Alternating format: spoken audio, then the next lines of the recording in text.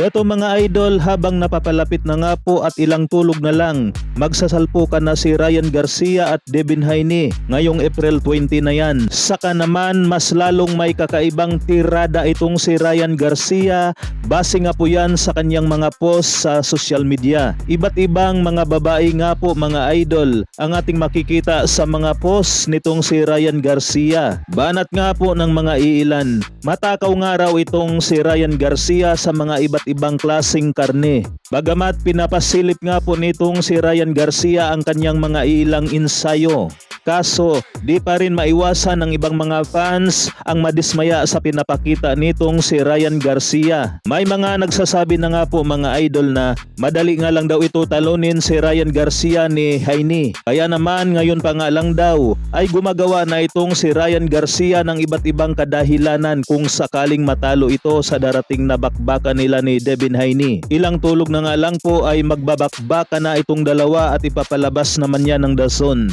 Habang nagkakahalaga naman ng $69.99 ang kanilang pay-per-view. Samantala, dating WBA and IBF Unified Super Bantamweight Champion na si Tapales, pinasilip na nga po sa atin mga idol ang kanyang tirada sa pansimbag. Malapit na nga po ang laban ni Tapales kontra sa Thai boxer na si Natapong Janko. Kasabay naman sa laban na yan si WBO Bantamweight Mandatory Remart Gabalio. Kontra naman yan sa Mexican boxer na si Kinban Torres. Samantala mga idol, Cuadro Alas, it's my boy. May matinding pahiwatig nga po ito sa kanyang post. Naayon nga po rito kay Cuadro Alas mga idol na, miss mo ba ako? Ihanda mo na pang talpak nyo. Sabay may hashtag nga po ito na Bumbalahos. Para naman po sa mga hindi pa nakakaalam kung anong ibig sabihin ng Bumbalahos. Ibig sabihin nga po niyan mga idol ay tuloy na ang laban. Base naman sa ating nakalap na source mga idol, target nga daw sa buwan ng July o